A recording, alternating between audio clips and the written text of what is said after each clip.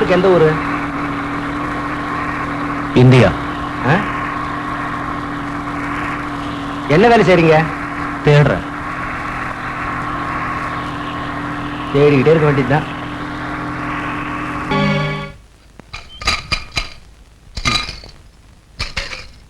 Thank you sir. Hello. யோ, நானே சாப்பிட்டு 4 நாள் ஆச்சு, நீ வேற. காலேஜ் ஸ்டூடெண்டா? ஆமா. கிராஜுவேட்டா?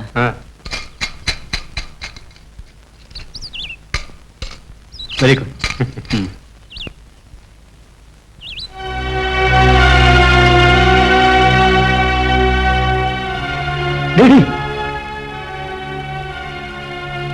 என்னடா இது இந்த கோலத்துல?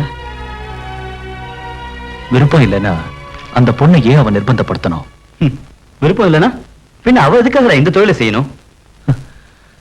எப்படியோ எனக்கு அது ஒரு புது அனுபவமா இருந்தது. என்ன அடிவானதா? ஒரு நிருபரோட வாழ்க்கையில இது சாதாரணமானதுதான். விபச்சாரிங்களை பத்தி நான் எழுதுற தொடரோட ஆரம்பம் தாண்டா இந்த அனுபவம். நீ அவங்கள பத்தி எழுதுறதுன்னு முடிவு பண்ணிட்டியா? இந்த மாதிரி எத்தனை தொடர் வேணாலும் எழுதி தரேன் சார். திறமை உள்ளவங்க சாதிக்கிறதுக்கு எல்லா வகையிலும் நான் உதவியா இருப்பேன். ஆமா, வேசிங்களை பத்தி தொடர் கட்டுரை எழுதுறீங்களே, அது என்னாச்சு? முயற்சி பண்ணிக்கிட்டு இருக்கேன் சார். சீக்கிரமா எழுதி கொடுக்க பாருங்க, பத்திரிகையில் அனௌன்ஸ்மெண்ட் கொடுத்துறேன். ஓ எஸ், இந்த தொடரோட தொடர்ச்சியா அதை எழுதி கொடுக்குறேன் சார். ராமநாதன் சார், ஒரு 1500 ரூபாய் பிரசாத் கிட்ட அட்வான்ஸா கொடுங்க. சரி சார்.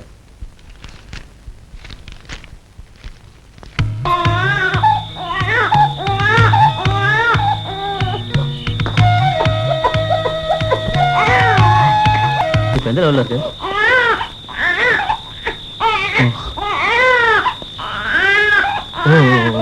அழாத அழாத. ஓ ஏய் வாங்க. குழந்தை இங்க தனியா துவைக்க விட்டு இது ஒரு அம்மா எங்கடா போய் தொலைஞ்சாங்க? அழாத அழாத. இந்த குழந்தையோட அம்மா எங்க? யாரும் இல்லையா? யோ, நீங்க எதுக்கு அந்த நேரத்துல இங்க வந்தீங்க? குழந்தை அழற சத்தம் கேட்டு வந்தேன். அழுதா என்னையா? நீ என்ன அதுக்கு அப்பனா? அதுக்கு பசிக்குது, அதான் அது அழுவுது. அப்ப அது வயிற்று பசிக்கு ஏதாவது கொடுத்துட்டு இந்த பழப்புக்கு போக வேண்டியதானே? ஏன் வயிறு நிறைஞ்சதையா? அதோட வயிறு நிறையும், அதனாலதான் இந்த பழப்புக்கு போறேன். இப்ப நீங்க இங்க வந்ததுனால அந்த வருமானம் போச்சு. இப்ப என் வயிறு நிறையும் பார்த்தா அதுல மண்ணை போட்டுட்டீங்க.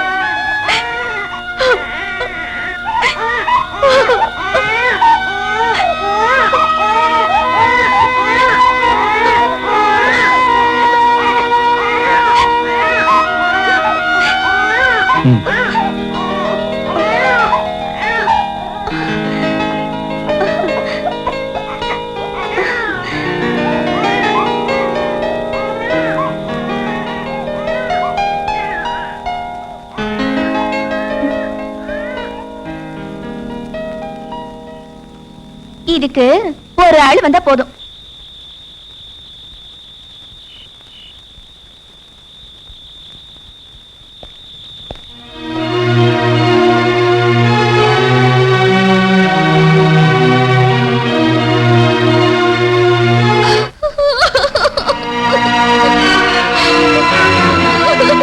நீ அடம் பிடிக்கிறதுனால ஒரு பிரயோஜனம் இல்ல. மரியாதை வந்து தின்னடி. எனக்கு பசிக்கல. பசி இல்லையாடி? உன்னை வழிக்கு கொண்டு வர எனக்கு தெரியும். எனக்கு இது பழக்கம் இல்ல. பழக்கப்படுத்திக்கணும். நான் இங்க வந்தது சமையல் வேலைக்கு தான். உன்னை 3000 ரூபாய் கொடுத்து வாங்கினது சமையல் வேலைக்கு இல்லடி. கொடுத்த பணத்துக்கு 1000 கணக்குல உன்னை வச்சு சம்பாதிக்கத்தான். பிச்சைக்காரங்க தொடருக்கு வாசகர் மத்தியில நல்ல வரவேற்பு இருந்துட்டு வருது போல இருக்கு. இத படிச்சு பாத்தியா? பிச்சைக்காரங்களை பத்தி எழுதி சம்பாதிக்கிற நீங்க தான் உண்மையான பிச்சைக்காரங்க. இவங்களோட கேள்விக்கு நாம தகுந்த பதிலடி கொடுக்கணும். நாம இத பெரிய விஷயமா எடுத்துக்க வேண்டாம். இது நம்ம எடிட்டரோட லெட்டர். இன்னும் உடனே புது கட்டுரை எழுத சொல்லிருக்காரு. ஏதாவது புது மேட்டர் வச்சிருக்கியா என்ன? இருக்கு. அந்த புது அனுபவம் தான். என்னது? திரும்ப உதவாங்கவா?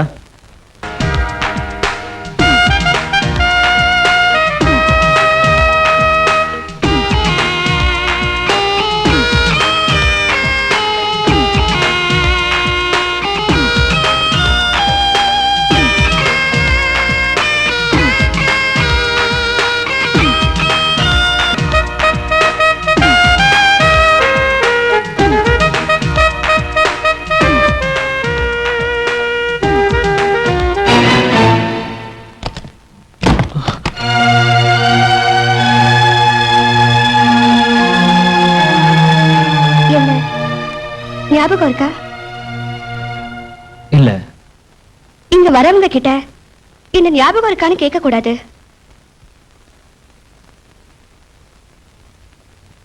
பிரசாத் தானே உங்க பேரு?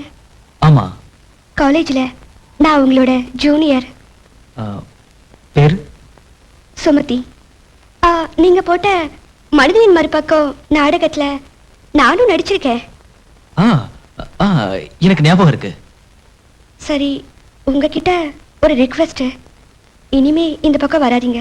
ஏ, அன்னைக்கு சண்டை போட்டதுனாலயா? அதனால இல்ல. என்ன சுமதி, இப்ப நான் இங்க வந்தது மத்தவங்க மாதிரி எண்ணத்துல இல்ல.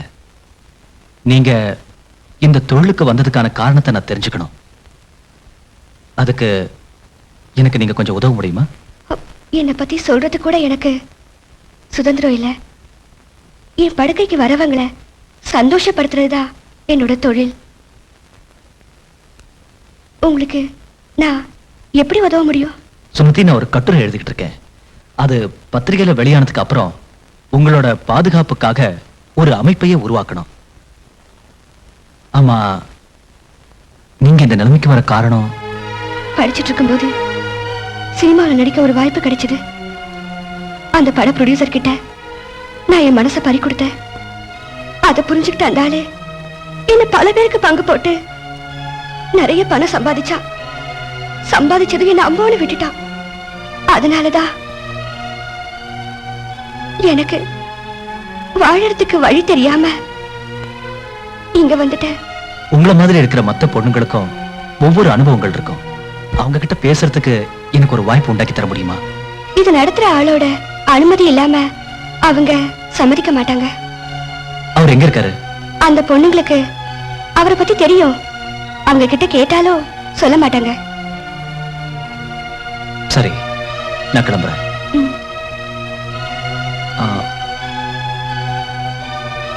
நீங்க சொன்ன அந்த ப்ரொடியூசரோட அட்ரஸ் தர முடியுமா? எல்லாம் ஒரு நல்ல விஷயத்துக்காக தான்.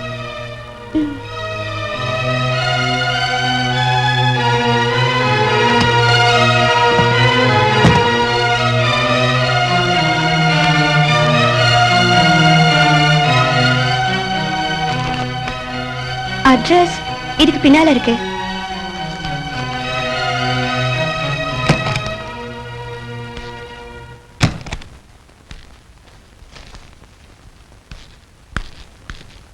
ஹலோ. என்ன இங்க என்ன ஃப்ரீ சர்வீஸா நடத்திட்டு இருக்கோம்? ஒரு மணி நேரத்துக்கு 250 ரூபாய்.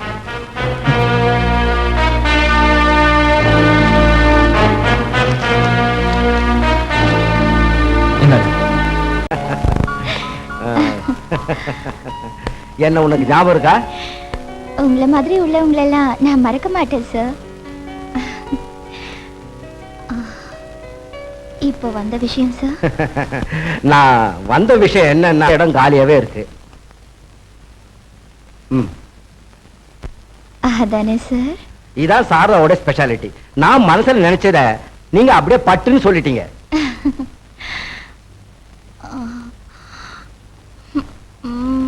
கையில பத்திரம் கிடைச்ச உடனே 2 மடங்கு தரேன், போதுமா? உடனே பில்டிங்கோட பிளானை ரெடி பண்ணிக்கங்க. சரி, அப்போ நான் எப்போ வரணும்? அத மேயரே ஃபோன் பண்ணி சொல்லுவாரு. அப்போ நான் புறப்பட்டுமா? வரேன்.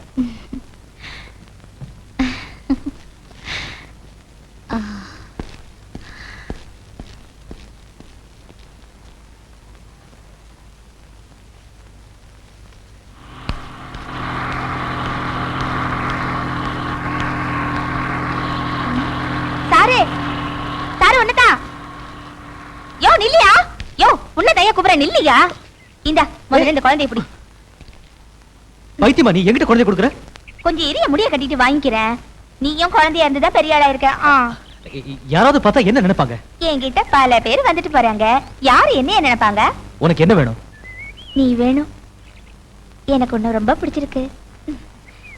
உன் கூட வரட்டா? எனக்கு அது பிடிக்காது. பின்ன என்னத்துக்கு எனக்கு பணம் கொடுத்த? நீ கஷ்டப்படுறேன்னு. அப்படின்னா போ. இனிமே உன்னை நான் கூப்பிட மாட்டேன். உனக்கு இப்ப பணம் வேணுமா?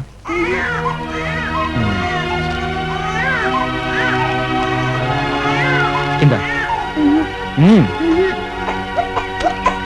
வச்சுக்கோ.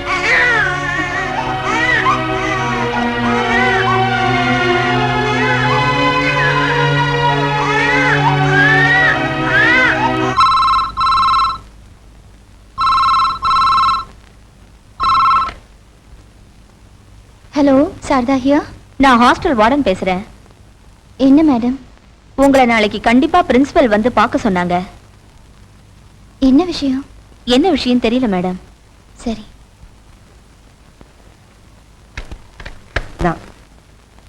பட் ஆக்டிவிட்டீஸ்ல மட்டும் அவ சரியில்லை. மிஸ் சாரதா, இவ இப்ப கர்ப்பமா இருக்கா. அவளை செக்அப் செஞ்ச டாக்டரே அப்படி சர்டிபிகேட் கொடுத்திருக்காங்க. தப்பான விஷயத்த யார் செஞ்சாலும் அவங்கள வெளியே அனுப்புறதுதான் போர்டோட தீர்மானம்.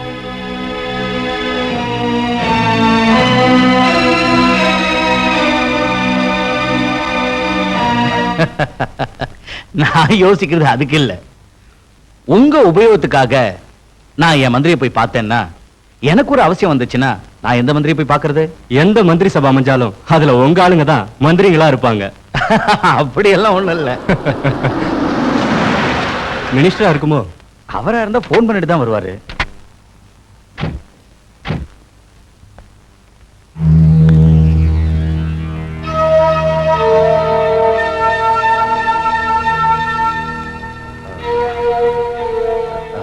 நாம இத பத்தி நாளைக்கு பேசலாம். இப்ப நீங்க புறப்படுங்க. அப்ப நாங்க புறப்படுறோம். வரேன் சார்.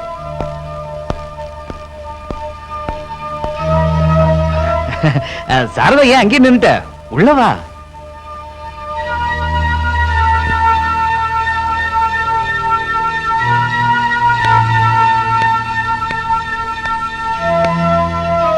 உட்காரு. இது யாரு? புதுசா இருக்கு. என் தங்கச்சி. தங்கச்சியா? உனக்கு இப்படி ஒரு தங்கச்சி இருக்கிற விஷயம் எனக்கு இப்பதான் தெரியுது. எனக்கு ஒரு தங்கச்சி இருக்கிற உண்மைய நான் உங்ககிட்ட மட்டும் இல்ல, யார்கிட்டயுமே இது வரைக்கும் சொன்னதில்ல.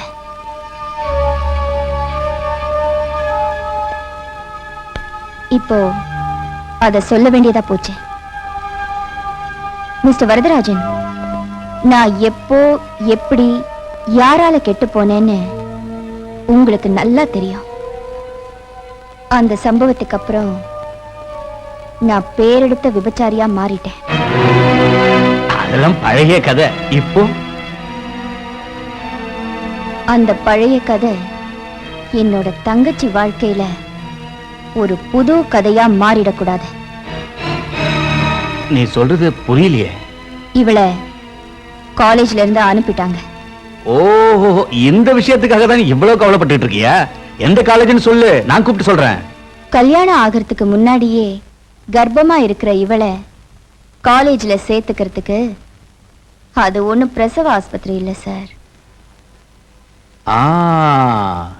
இப்பதான் எனக்கு எல்லாம் புரியுது.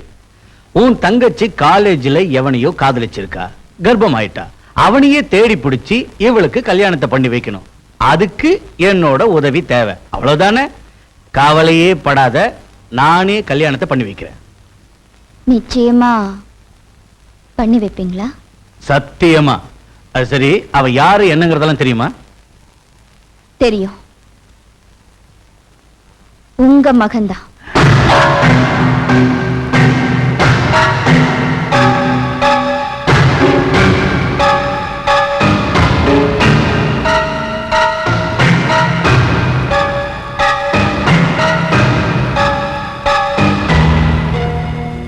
கிரி, கிரி,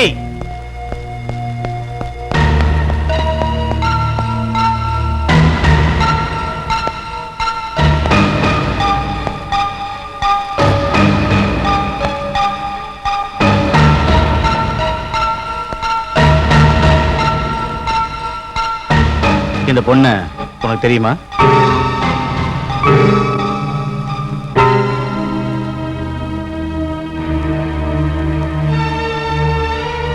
தெரியும். என் காலேஜ் மேட். இவளை உனக்கு கல்யாணம் பண்ணி வைக்கலான்னு நான் முடிவு செஞ்சிருக்கேன். நீ என்ன சொல்ற? உங்க விருப்பப்படியே செய்யுங்க டாடி. சாரதா, இது நம்ம வீட்டு கல்யாணம், அதனால அது கோலாகலமா நடக்கணும். நல்ல நாளை நீயே முடிவு பண்ணி சொல்லு.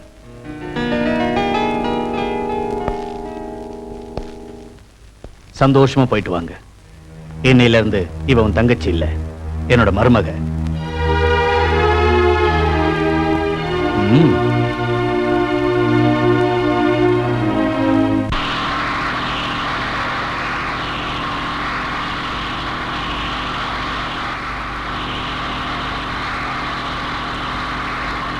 அக்கா, நீங்க ஒரு விபச்சாரின்னு சொன்னது உண்மைதானா?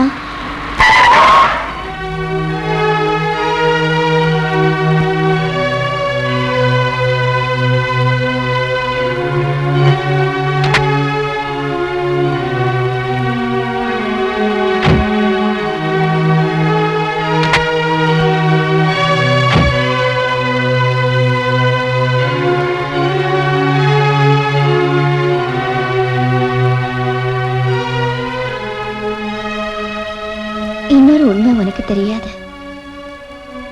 நான் விபச்சாரி மட்டும் இல்ல, விபச்சார விடுதிக்கு முதலாளியும் கூட.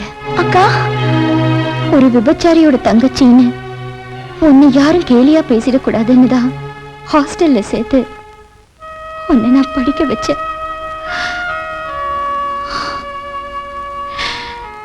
கூட பிறந்தவங்கிற பாசத்தை மறந்து நான் தனியா வாழ்ந்தேன். இதெல்லாம் உன்னோட நன்மைக்காக நான் செஞ்சேன். ஆனா நீ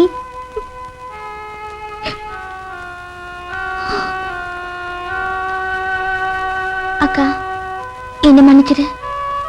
எப்படியோ கிரியோட அப்பா கல்யாணத்துக்கு சம்மதிச்சிட்டாரு.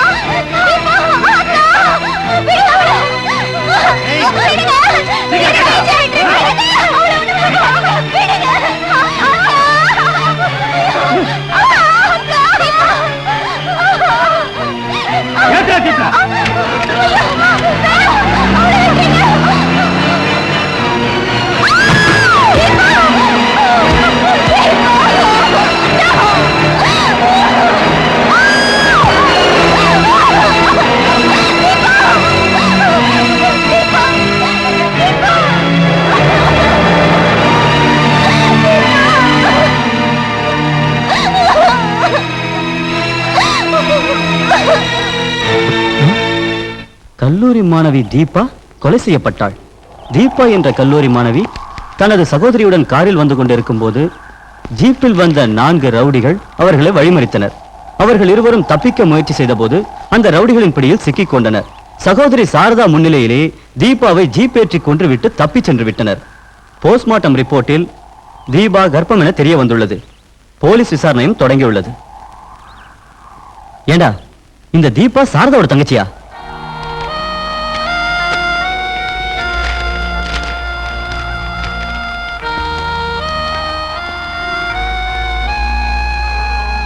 தீபாவோட மரணம் கொலை இல்லை, தற்கொலைதான் என்று போலீஸ் முடிவு செய்தது. பாவம் சாரதா, இப்படியெல்லாம் நடக்கும்னு அவன் நினைச்சிருக்க மாட்டா.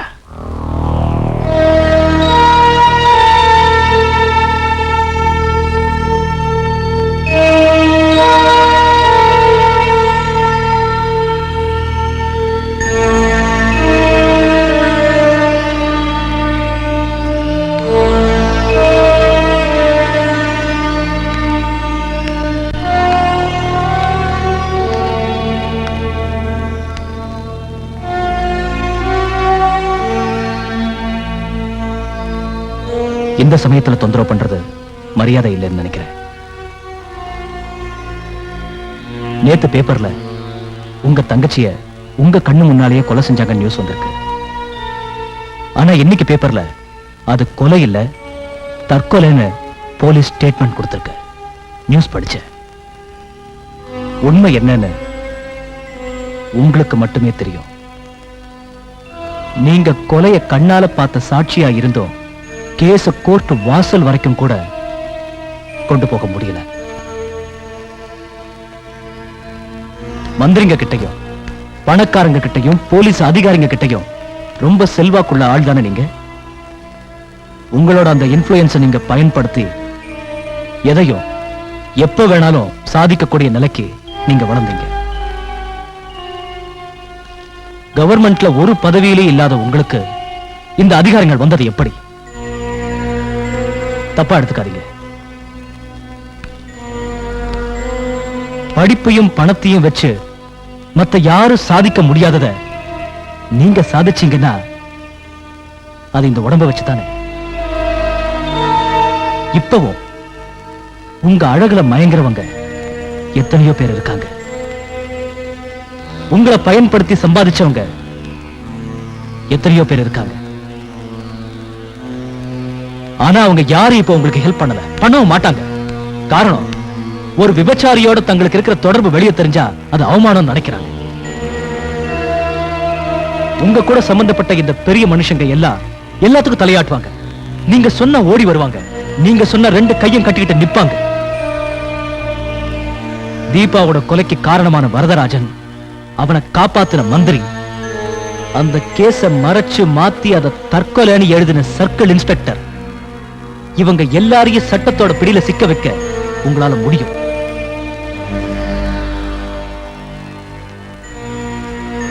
அதுக்கு நான் சொல்றத நீங்க கேட்கணும். நீங்க உங்களோட சுயசரிதையை எழுதணும்.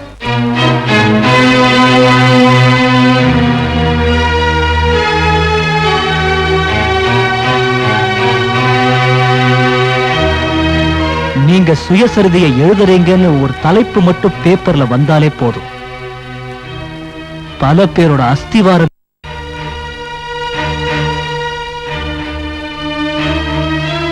என்ன எழுதுறீங்களா?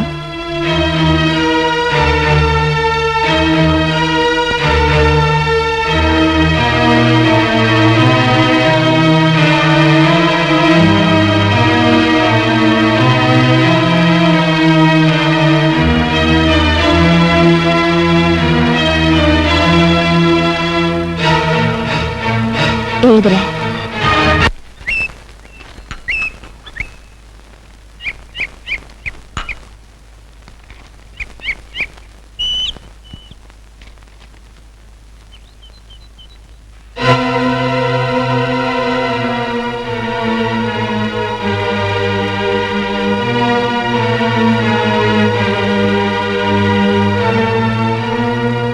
சாரதா சுயசரிதை எழுத போறாளா? ஹலோ, யாரு? நான் தான். இன்னைக்கு பேப்பர் பாத்தியா? படிச்சுக்கிட்டே இருக்க, நீங்க கூப்பிடுறீங்க சார். யோ, அந்த சாரதா சுயசரிதை எழுதுறாளாம். அதுல என்னையும் உன்னையும் எழுதிடுவாளோன்னு பயமா இருக்கு. அதான் சார் எனக்கும் பயமா இருக்கு. நீ கல்லூரி மங்க மாதிரி இருந்தா அவளோட சுயசரிதை வெளியே வந்துரும். இப்ப என்ன சார் செய்யறது? என்ன செய்வியோ தெரியாது. நீ அவகிட்ட போய் எழுதாம இருக்கிறதுக்கு என்ன வேணும்னு கேளு. சரி.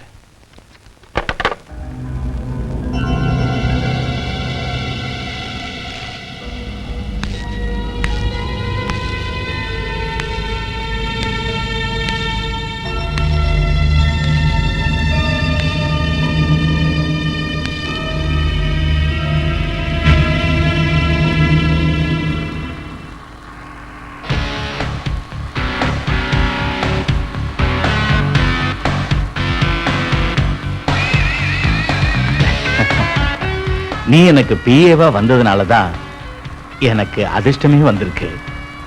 சாரதா, இந்த ஃபைல்ல மினிஸ்டர் ஒரு கையெழுத்து போட்டுட்டாருன்னா ஒரு பெரிய பிசினஸ் கிடைக்கும். அதோட எனக்கு ஒரு நல்ல அந்தஸ்தும் வரும். இதுல கையெழுத்து வாங்குறதுல தான் உன் சாமர்த்தியமே இருக்கு.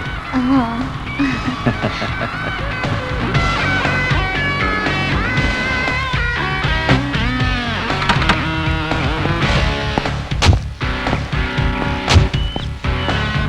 மினிஸ்டர் உள்ளதா இருக்காரு, நீ உள்ள போ.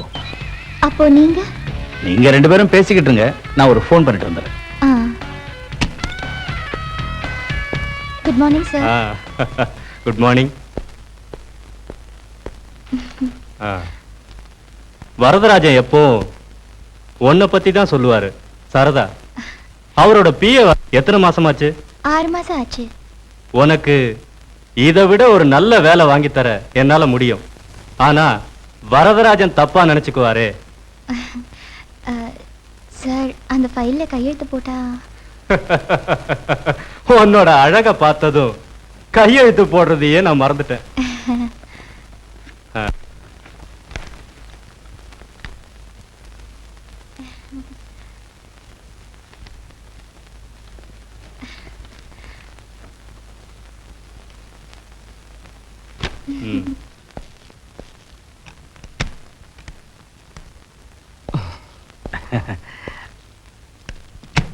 உன்னோட வேலைய சுலபத்துல சாதிச்சிட்டேன்.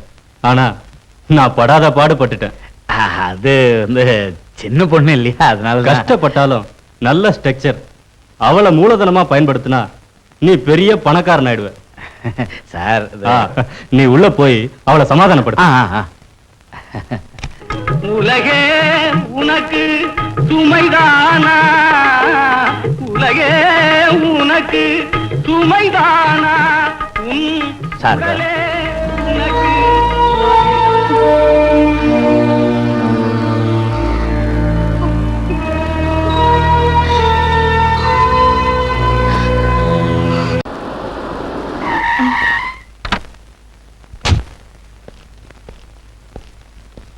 பிரசாத், சம்பந்தப்பட்ட முதல் கொம்பை வீடு தேடி வந்துட்டான்.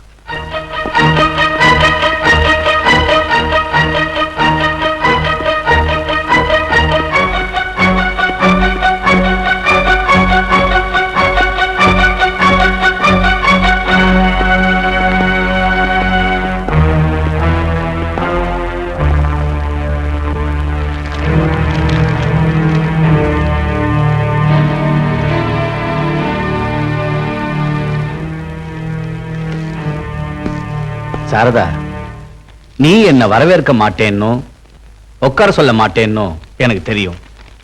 அதெல்லாம் தெரிஞ்சுதான் நான் இங்க வந்திருக்கேன். நான் உங்ககிட்ட கொஞ்சம் தனியா பேச வேண்டியிருக்கு. உங்களை மாதிரி உள்ளவங்க என்கிட்ட பிரைவேட்டா பேசுறதுக்கு என் பெட்ரூம் தான் வசதியான இடம். ஆனா அது பழைய காலம். இப்போ இந்த ஹால்லேயே பேசினா போதும்.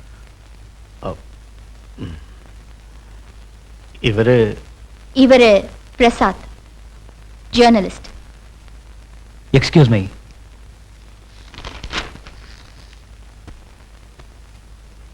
ஓஹோ, இப்ப இவன் தான் உன்னை சப்போர்ட் பண்ணிக்கிட்டு இருக்கிறதா? நீ சுயசரிதை எழுத போறது எவ்வளவு பெரிய மடத்தனம்னு கொஞ்சம் யோசிச்சு பாத்தியா? நீயே உன்னை அசிங்கப்படுத்தி அம்பலப்படுத்த போறியா? என்னை வச்சு பலரும் பலதும் சம்பாதிச்சாங்க. இப்போ என்னை பத்தி எழுதுறதுக்கு காரணம் நான் சம்பாதிக்கிறதுக்காகத்தான். அது சரி, அது இருக்கட்டும். நீ இவ்வளவு பெரிய காரியத்தை எப்படி சாதிக்க போற? மிஸ்டர் வரதராஜன், என் தங்கச்சிய உங்க மகனுக்கு கல்யாணம் பண்ணி வைக்கிறேன்னு எனக்கு வாக்கு கொடுத்துட்டு அவளை ஏன் கண் முன்னாலேயே நீங்க ஆளை வச்சு கொன்னீங்க. என்ன பைத்தியக்காரத்தனமா பேசுற? உன் தங்கச்சியை நான் கொல்ல சொன்னேன்னா? அப்படி இருந்தா கொலைப்பழிய சுமத்தி கேஸ் போட்டு என் மேல நடவடிக்கை எடுக்கலாம்ல?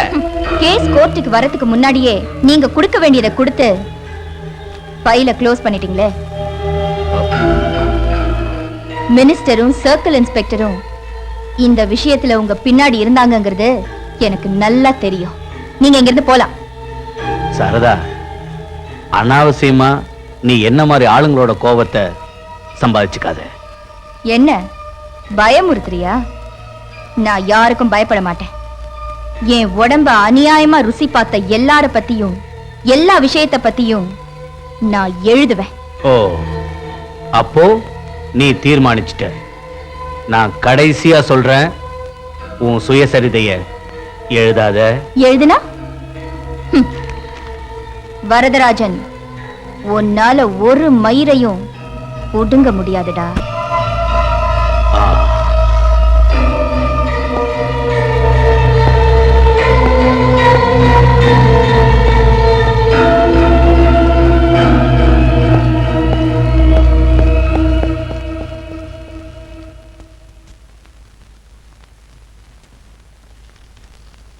உங்களோட துணிச்சலை மனப்பூர்வமா பாராட்டுறேன்.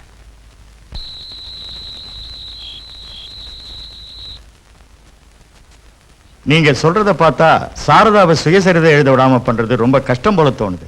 அதெல்லாம் தெரிஞ்சுதானே நான் உங்ககிட்ட ஒரு வேலை செய். அவள் இந்த மாதிரி எழுத வைக்கிறது பிரசாத்ங்கிற ஒரு பத்திரிக்கை ரிப்போர்ட்டர். அவனை உள்ள தள்ளுறதுக்கு ஏதாவது வழி இருக்கா? ஒரு நிருபர் அரசு செஞ்சா அவங்க சங்கம் சும்மா இருக்காது. அது குழப்பமாயி இன்னும் பிரச்சனையில தான் முடியும். சாரதாவை பத்தி சொல்ல வேண்டியதெல்லாம் சொல்லிட்டேன். ஒண்ணு தெரிஞ்சுக்க, அது பிரசுரம் ஆச்சுன்னா அதிகமா பாதிக்கப்பட போறது நீதான். ஏன்னா நீ ஒரு கவர்மெண்ட் சர்வெண்ட். உடனடியே இதுக்கு ஒரு முடிவு எடுத்தே ஆகணும்.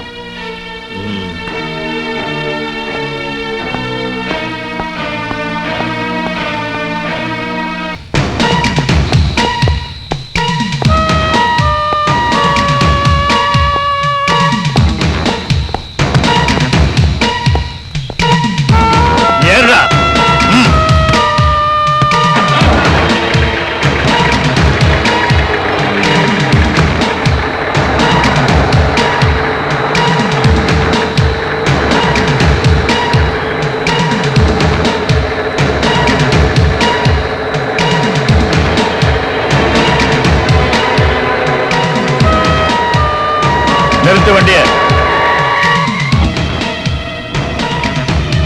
வாடாங்க வாடாங்க.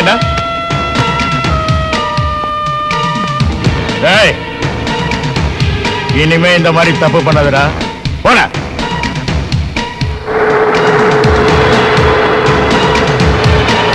நிறுத்து. இதுக்கெல்லாம் நீதான் ஏன் காரணம்? அப்படி சொன்னா எப்படி சார்? என்னோட மகனை அவ தங்கச்சிக்கு கல்யாணம் பண்ணி வைக்கிறது மானக்கேடு இல்லையா? அதை விட மானக்கேடு இல்லையா இப்போ வரப்போறது? அந்த கொலையை ஒண்ணு இல்லாம பண்ண சொல்லி நீ என்கிட்ட சொன்ன. நீ சொன்னதை கேட்டதுனால இப்ப பார்ட்டியில பெரிய பிரச்சனையாகி என்ன பதவியில இருந்து தூக்கிட்டு வேற எவனையாவது உட்கார வச்சிருவானு எனக்கு பயமா இருக்கியா?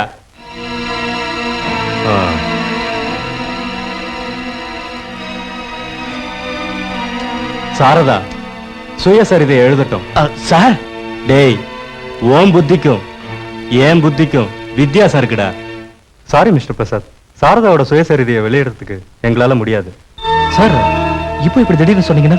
இது ஏன் ஒருத்தனோட முடிவு இல்ல, எடிட்டோரியல் போர்டோட முடிவு தான் இது. என்ன காரணம்? ஒரு விபச்சாரியோட சுயசரிதையை பிரசுரிக்கிற தரங்கட்ட பத்திரிகை இல்ல இது. பிரசுரிக்கிறேன்னு விளம்பரப்படுத்தினீங்களே, அப்ப தரம் கடலையா? நீங்க எழுதுற எல்லா கட்டுரையும் நாங்க பிரசுரம் பண்றேன்னு அக்ரிமெண்ட் ஒன்றும் போடலையே. எனக்கு காரணம் தெரியும் சார். உங்களோட பத்திரிகையை சுதந்திர நாளிதழ், சுதந்திர வார இதழ்னு வெளியிடுறீங்களே, அதை விட பணக்காரங்க அடிமை இதழ்னு வெளியிடுங்க. நாளைக்கு பேப்பர்ல ஒரு பாக்ஸ் நியூஸ் கொடுத்துருங்க. தவிர்க்க முடியாத காரணத்தால சாரதாவோட சுயசரிதையை வெளியிட முடியலன்னு. சரி சார்.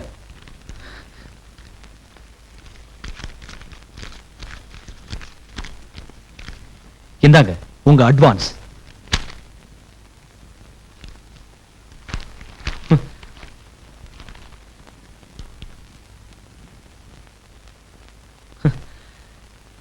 I am sorry. இதுக்கு என்ன காரணம்? பத்திரிகை நடக்கிறதே விளம்பரத்தினாலதான். இந்த சுயசரிதையை பிரசுரிச்சா மிரட்டப்படுறதும் பாதிக்கப்படுறதும் நாங்க தான். மந்திரிங்களுக்கும் பணக்காரங்களுக்கும் பயந்து பத்திரிகையை நடத்துறதை விட விபச்சாரம் நடத்தலாமே. இதெல்லாம் சொல்றதால ஒன்னும் பிரயோஜனம் இல்லை. சாரி. மினிஸ்டர் எல்லா பத்திரிகை ஆபீஸ்லயும் சொன்னதுனாலதான் அதை பிரசுரிக்காம அப்படியே நிறுத்திட்டாங்க. இனி அவளை வளர விட்டா நிச்சயமா நமக்கு ஆபத்து தான். இனிமே அவன் நமக்கு எதிரியா வரமாட்டா.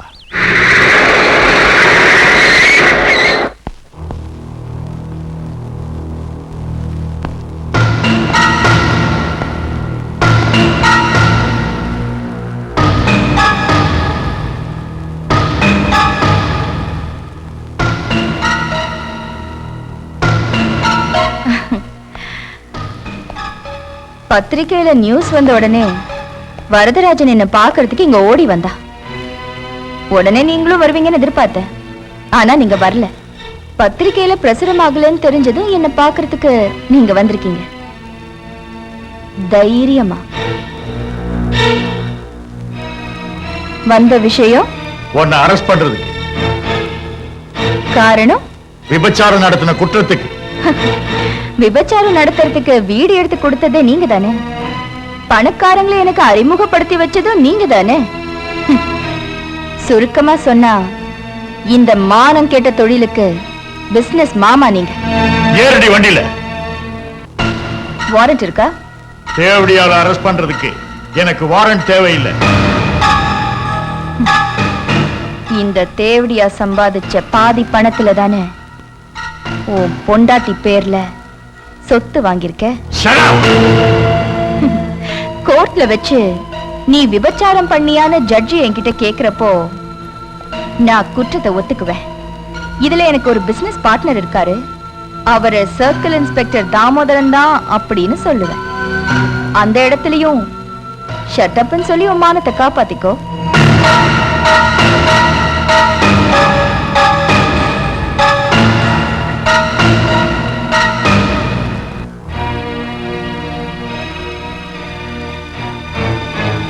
என்ன அரெஸ்ட் பண்ணி பார்க்கலாம்.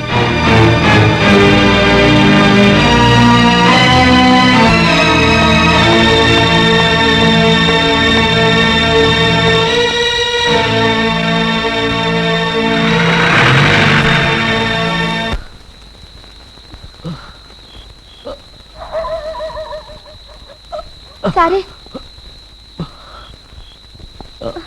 சாரு, நீங்க ஒண்டியா போவேணாம், நானும் உன் கூட வரேன்.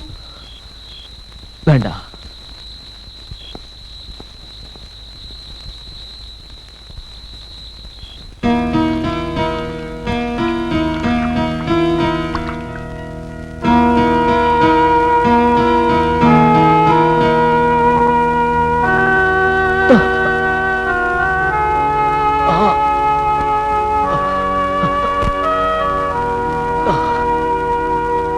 சாரு இங்க தனியா இருக்கீங்க? இல்ல, கூட ஒருத்தர் இருக்காரு. போதும் போதும். ஐயோ, ஒத்தடம் கொடுக்கலனா ரத்தம் கட்டிக்கும், அப்புறம் எந்திரிச்சு நடக்கவே முடியாது. ஒத்தடம் கொடுத்துக்குங்க, நான் போறேன். இந்த பாதிராத்திரி இல்லையா? தெருவுல கிடக்குறவளுக்கு பயம் என்ன இருக்கு? விடிஞ்சதுக்கு அப்புறம் போனா போதும். அங்க போய் படுத்துக்க. இது பாரு, அந்த பாயை எடுத்துக்க.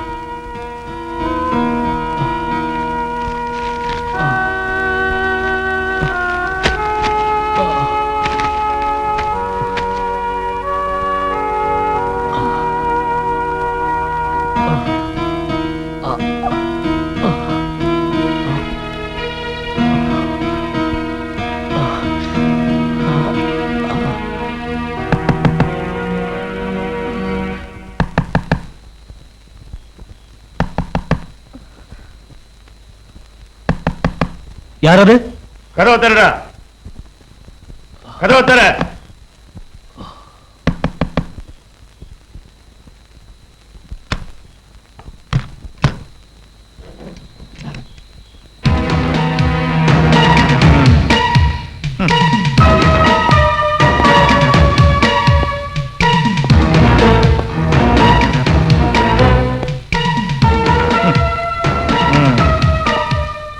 நல்லா இருக்கு. இதான் உன் சமூக சேவையா? வேசி எழுதுற கதைக்கு கூட்டணியா இருந்துட்டு இப்போ தெருவேசியோட கும்மாளம் போடுறியா? என்னடா?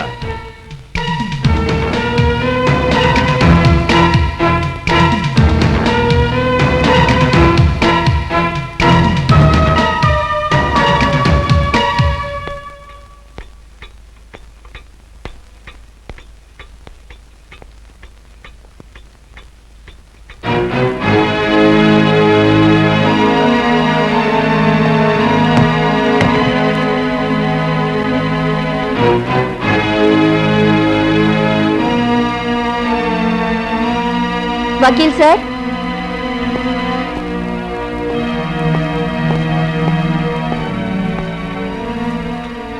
கொடுங்க.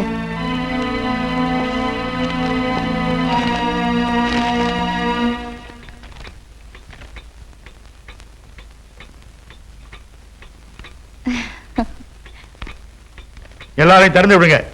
இன்ஸ்பெக்டர் சார், நீங்க அரெஸ்ட் செஞ்சீங்க, நான் ரிலீஸ் செஞ்சிட்டேன்.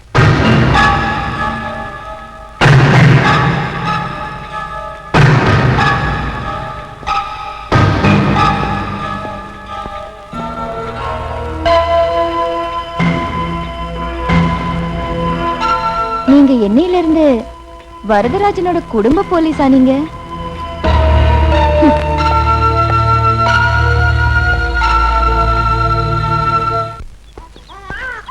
என்னடா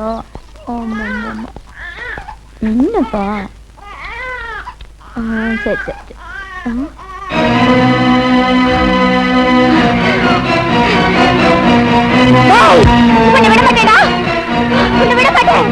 உனக்கு என்ன வேணும்? நான் யாரா? என்ன தெரியல? உனக்கு தெரியலையாடா? என்ன தெரியல? அட பாவி! என்ன தெரியல? உன்னை விட மாட்டேன். இவன் தான் இந்த நிலைமைக்கு ஆளாக்கினான். இவனை நான் விட மாட்டேன். விட மாட்டேன். இவனை விட மாட்டேன். இவனை விட மாட்டேன். இவனை நான் விட மாட்டேன்யா. இவனை விட மாட்டேன்.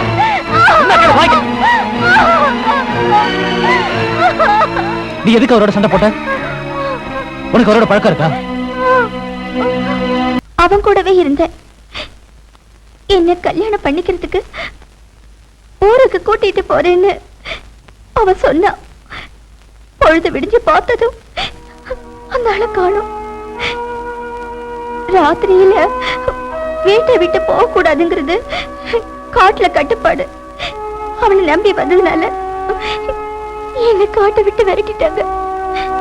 கொஞ்ச நாள் அவனை தேடி நான் அலைஞ்சு பார்த்தேன். அதனால ஒரு பிரயோஜனமும் இல்ல. அதான் இங்க வந்துட்டேன். அப்புறம் நான் இந்த தொழிலையே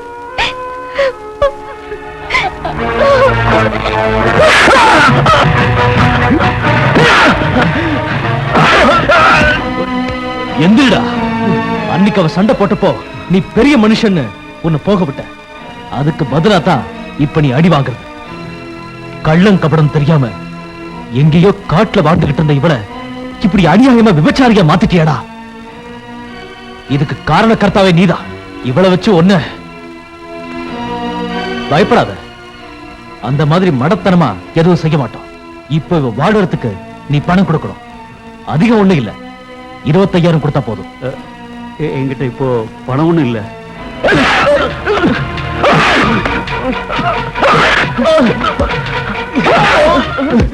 எடுடா. சார் அடிக்காதீங்க சார், என்கிட்ட இருக்கிறத கொடுத்துறேன். எடுடா.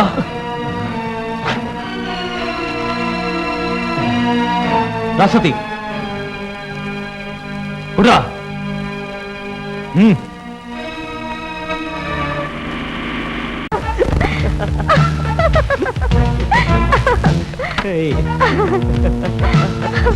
Oh God. You are naughty.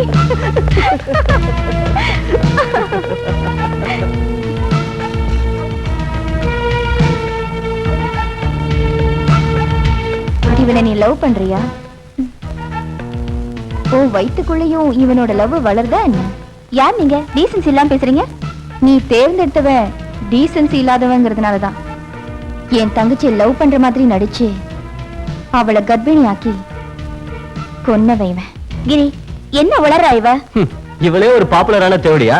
இவ தங்கச்சிக்காரி மட்டும் எப்படி இருப்பாளா? அவ எவ்வளோ போய் கர்ப்பமானதுக்கு என்ன சொல்றா?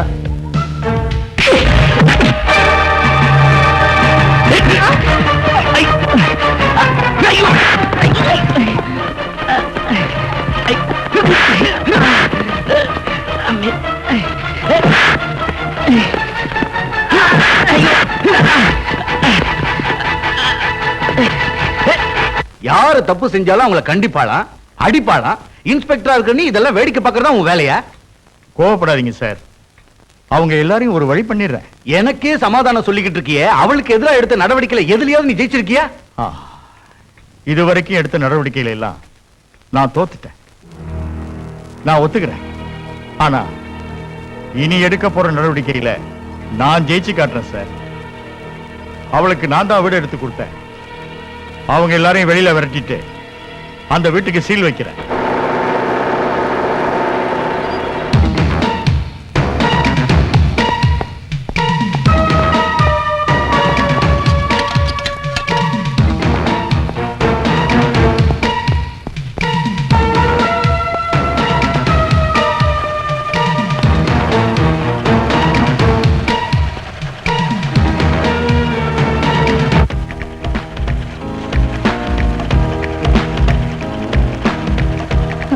சாருக்கு ரொம்ப ஆச்சரியமா இருக்கு போல இருக்கு.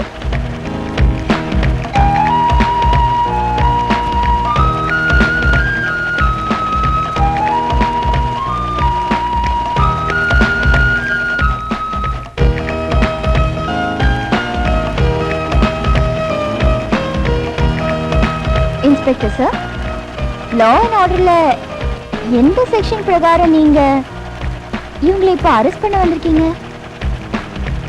உங்களால இனிமே இவங்களை எதுவுமே பண்ண முடியாது. இவங்க எல்லாரும் பழைய தொழிலை சுத்தமா விட்டுட்டாங்க. இந்த தொழிலை ஸ்மால் ஸ்கேல் இண்டஸ்ட்ரீஸ் ஆக்ட்ல பெர்மிஷன் வாங்கித்தான் ஆரம்பிச்சோம், நடத்துறோம். நீங்க இப்ப போய் அயோக்கியங்களை அரெஸ்ட் பண்ணா நல்லா இருக்கும்.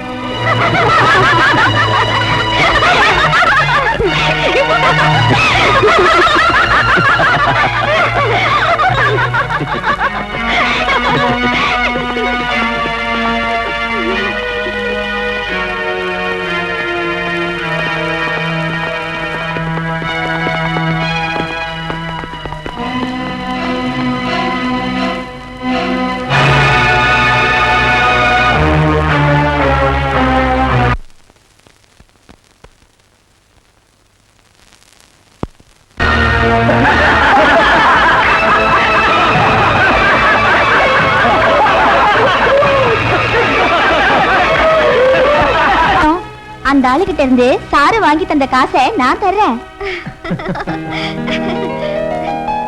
என் கையில இருக்க காசையும் நான் தரேன். அவ சொந்த பிரஸ்ல அச்சடிக்கிறத தடை செய்ய முடியுமா? அச்சடிக்கிறத தடை செய்யலனாலும் இப்ப அத விநியோகம் பண்றத தடை பண்ணியே ஆகணும். தடை பண்ணாம விட்டா நம்ம 2 பேர் தலையும் உருள்றது நிச்சயம்.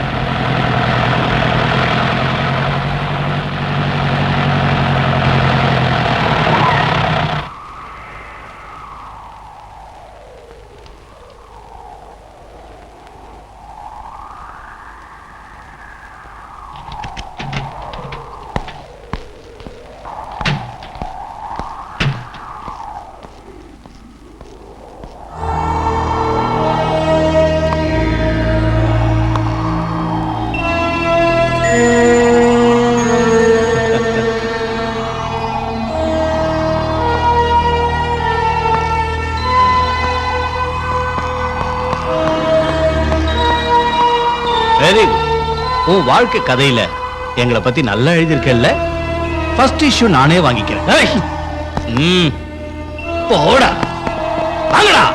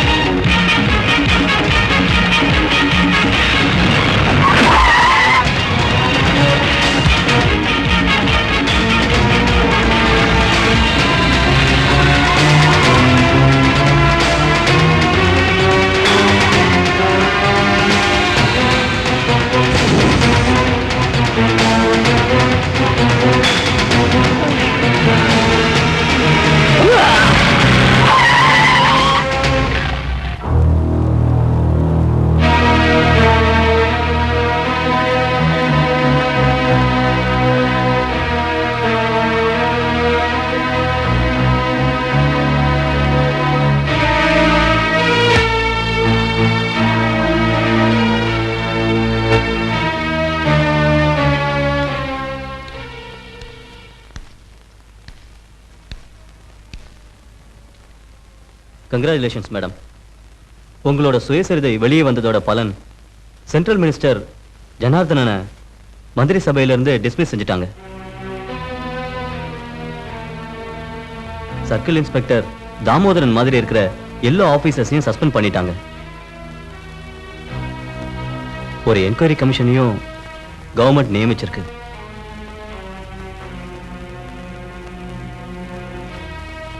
இதையெல்லாம் பார்த்து சந்தோஷப்பட நம்ம கூட பிரசாத் இல்லாம போயிட்டாரே.